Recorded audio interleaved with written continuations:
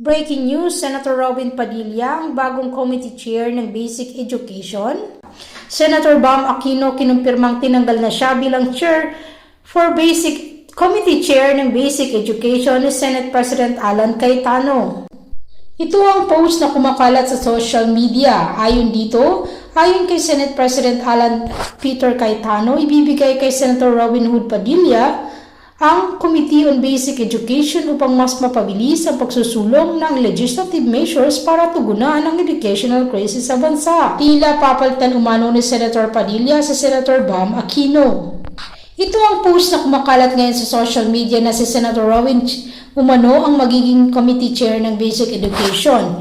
Hindi pa man ito nakukupirma, subalit pinutakti na ito ng halos puro mga laughing angry at sad emojis. Ang nasabing post tungkol dito, halos lahat ay nagtatanong kung anong kaalaman meron si Senator Robin Padilla tungkol sa basic education. Na ang pinalitan ay si Senator Bam Aquino na kilala na principal sponsor at co-author ng Universal Access to Quality Tertiary Education Act, Republic Act 10931, na nagbibigay ng libreng tuition at iba pang bayarin sa paralan sa mga state universities, colleges at test-run vocational institution. Inumpirma naman ni Senator Bam Aquino ang pagtanggal sa kanya bilang Committee Chair for Basic Education. Aniya na napakarami pa sana siyang nais gawin at trabahuin, kaya din ipinangako niya na gagawin niya pa din ang kanyang mga trabaho kahit hindi na siya ang chair ng nasabing committee. Sinabi pa ni Bam Aquino na magpapatuloy siya sa mga pagsuporta sa mga reforma sa edukasyon sa kabila ng mga pagbabago sa pamumuno ng Senado at sinabi nagpapasalamat siya sa kanyang panungkulan bilang chairman ng Committee on Basic Education. Si Senator Bam Aquino ay nagtapos sa Ateneo de Manila Law School noong 2001, Executive Education Program on Public Policy and Leadership noong 2008 at nagtapos sa Kennedy School of Government, Harvard University. Samantala, si Senator Robin Padilla ay nagkamit naman ng Bachelor of Science degree sa Criminology mula sa Philippine College of Criminology. Mga kababayan, magandang araw. Kasabay ng pagbabago ng liderato sa Senado, hindi na po tayo chairman ng Committee on Basic Education.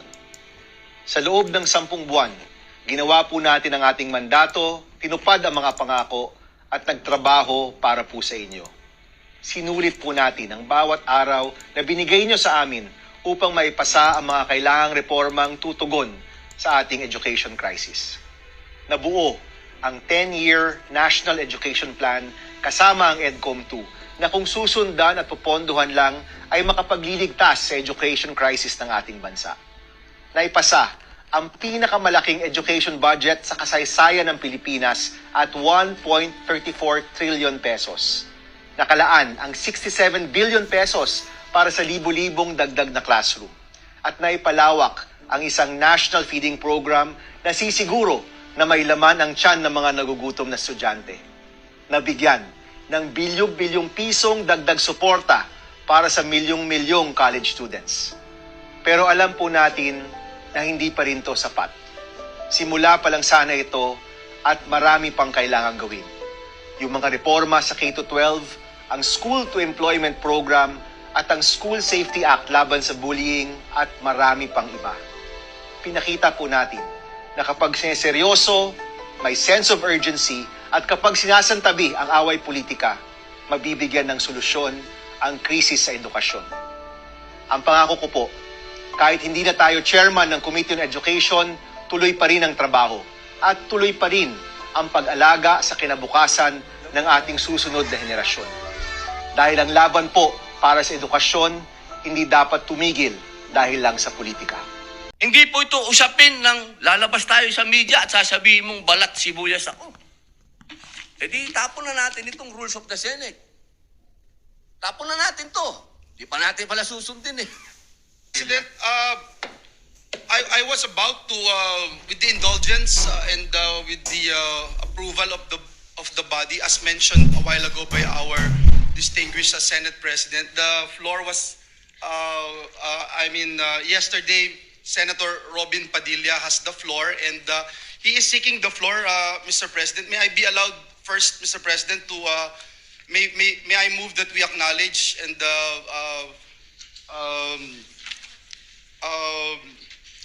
recognize the good gentleman, Senator Robin Hood Padilla. Senator Padilla, you're recognized. Maraming salamat po, Ginoong Pangulo, at sa ating pinunong mayorya. Mga mahal kong kasama, mga kagalang-galang kong kasama, at mga karespeto kong mga kasama, meron po akong naiwang usapin kahapon sa ating sesyon. Tungkol po ito sa asal o decorum ng isa sa ating kasamahan. Kaya naman, muli po akong humingi ng pagkakataon na makapagsalita ukol dito upang ipaalala at bigyang diin ang ating mga alituntunin dito sa Senado. Naniniwala po ako na mahalagang mapanatili natin ang respeto, paggalang at kaayusan sa bawat pagdinig at talakayan. Ayon po sa ating rules, ang sabi po dyan, Section 93, Rule number 34, Unparliamentary Acts and Language. Ang sabi po dyan, acts and language which offend a senator or any public institution shall be deemed unparliamentary. Sa wikang Pilipino, ang mga kilos at pananalitang nakakasama ng loob sa isang senador o alinmang pampublikong institusyon ay itinuturing na hindi naaayon sa kagandahang asal ng parlamentaryo. Malinaw po na sutuntunin na ito ng Senado na anumang kilos at pananalitang nakakasama ng loob sa isang senador o sa alinmang pagpampublikong institusyon ay hindi katanggap-tanggap.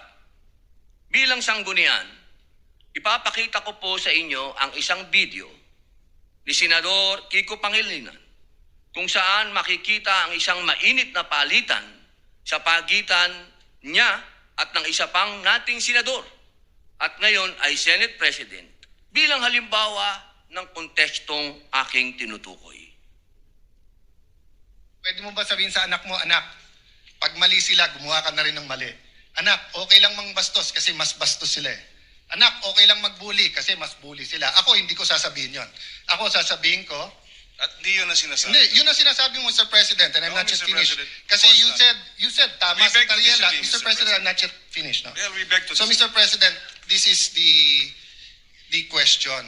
The resolution, Ayun po, nakita po natin na napakagandang halimbawa na ilang beses pong gustong magsalita ni Senator Kiko Pangilinan na hindi dumaan sa tamang procedure na hindi binanggit ang Mr. President.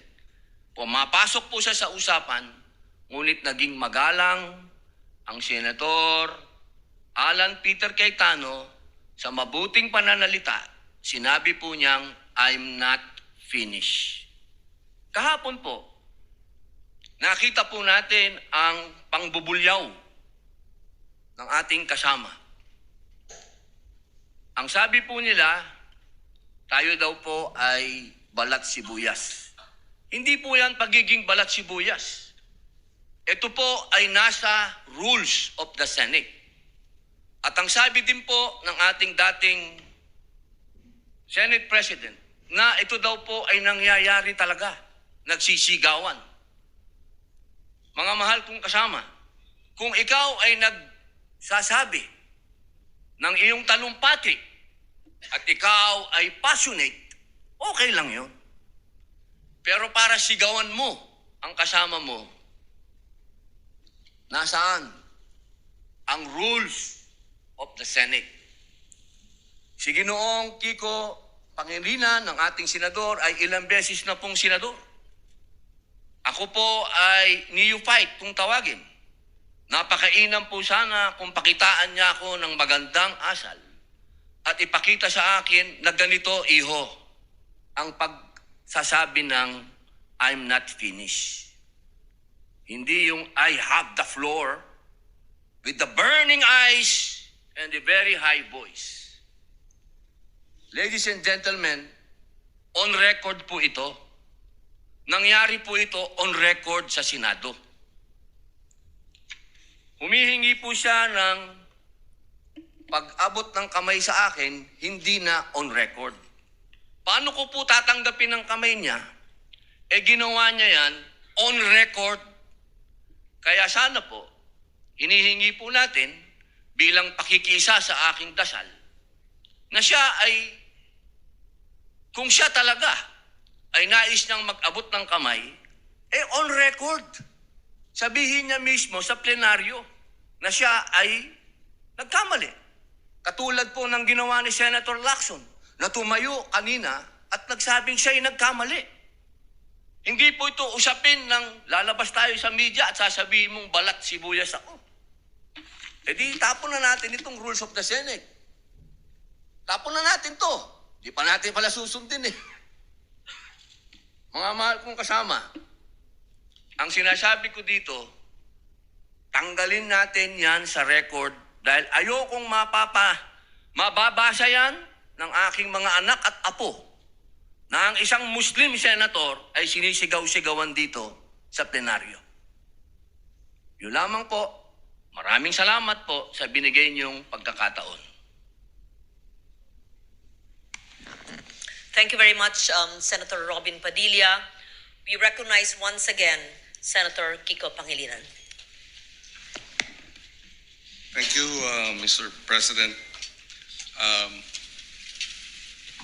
Mr. President, ang suggestion ko ay dahil napanood ko kagabi sa balita na nais pong magsampa ng ethics case laban sa atin na